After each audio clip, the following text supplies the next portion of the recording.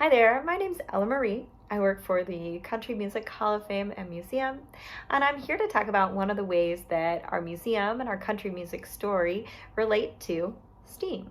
So specifically, I'll be going through some of the science and technology and art and math that goes into the radio.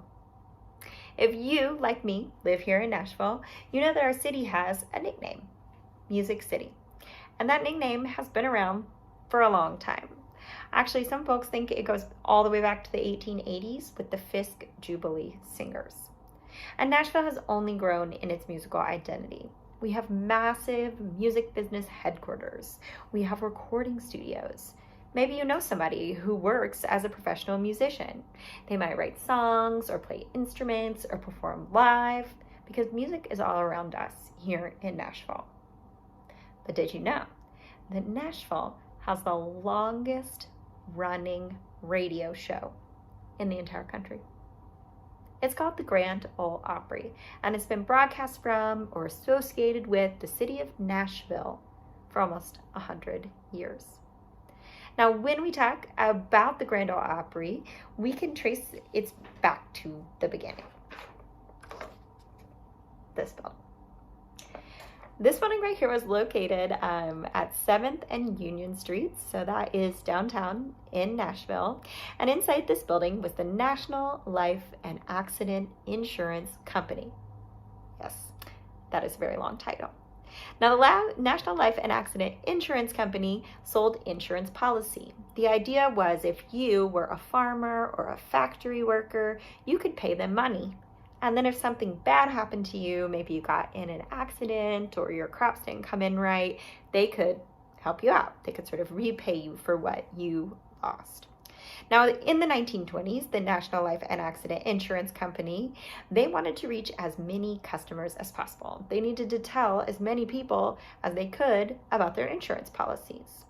And sometimes they would take out ads in newspapers, and sometimes they would send out door-to-door salesmen. But in 1925, they decided on a new marketing tool.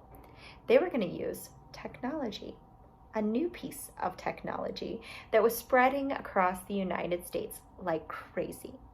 And that piece of technology was the radio.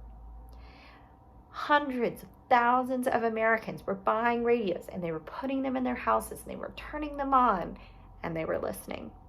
So the company decided this would be a good way to get their name out there. So they started their own radio station. Now, the first thing you need if you're going to start a radio station is a name.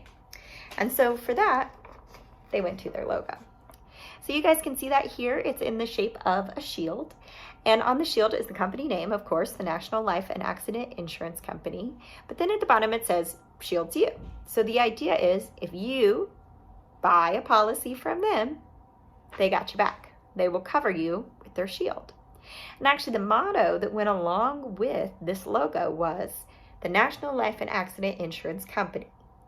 We shield millions. There's your radio station name. We shield millions. Or for short, WFSM. Okay, so the National Life and Accident Insurance Company, they have this radio station. They are throwing all these commercials out on the air. But if you listen to the radio today, you know that if it's just commercial after commercial after commercial, you're not going to want to listen to it. You're going to change the station. And the same thing was true for people in 1925. So the National Life and Accident Insurance Company started to add news stories and music to the lineup. And the biggest show of all happened on Saturday nights. It was called the Grand Ole Opry. And the Grand Ole Opry, the way it worked, was based on a really old tradition in the United States. So I want you to think about America in the 1700s or the 1800s. Back when people lived in more farming environments or small towns, they were a little bit more spread out, but they still wanted to be together and they still wanted to have fun on the weekends. So what started was, especially down here in Tennessee, groups of people would come together, usually in a barn, because there are lots of barns, and they would tell jokes, and they would eat food, and they would play instruments, and of course, they would dance. So because people were dancing in a barn, they called it a barn dance. And that meant by 1925, many Tennesseans were familiar with this barn dance format. So the idea was, since it was comfortable, since it was familiar, since it was fun for people, the radio could just pick this show up and drop the same format on their Saturday night show. So the idea behind the Grand Ole Opry was there'd be a host, and the host would introduce different musical artists, but there'd also be skits, and there'd be comedians, and of course, a little bit of advertising too. So that's a little bit how the Grand Ole Opry got started with that National Life and Accident Insurance Company. Now I'm going to talk a little bit about how this works, how the radio functions. So you may have learned about this in science class, but radio is the transfer of energy in the form of waves. So maybe you've learned some things about waves. So they look like the waves in the ocean. They have length, they have frequency, they have the speed that they travel in. And while we can see some of them, like waves in the ocean, or if you create waves in water, a lot of them we can't see. And that includes sound waves and, of course, radio waves. So I drew this really basic diagram for you guys to describe how the radio works. Dun ta da! So it's going to start here. This is my drawing of a radio station. It's got a DJ right there, and there's his computer. You know, computers are how we listen to the radio now, but in the past that may have been like a live band or a real musician. So what happens is they're going to make the sound, and they're moving into a microphone. Now that microphone takes the sound and creates an electrical signal. And that electrical signal is moved up to a big radio tower. Now the radio tower is doing two things. One, it's making these giant carrier waves. So these are the waves that are going out into the universe. And it's putting that electrical signal from the microphone on these carrier waves that are conveying it. And then these green things are the receivers. So that might be like a house or a business, but usually for us, the main receiver of a radio is going to be a device. So you might have a boom box or a portable radio at your house, but really the main way we listen to radio today is going to be a car. So you're driving around in your receiver, you turn on the dial, and you can pick up those radio waves. Now, the National Life and Accident Insurance Company, when they had WSM, they broadcasted out of this building. And they had about 1,000 watts, which is pretty good. But in 1935, they got the chance to broadcast to even more people. They got permission from the United States government to have a clear channel. That meant that there were going to be no other radio stations on their frequency. And that meant they could beam out this radio show at a much higher level. So they went from about 1,000 watts to about 50,000 watts. And this is how they did it. So this is, like we looked at in the diagram, the house, where there's going to be the DJ and the computer, that the microphones are going to turn it into electrical signal.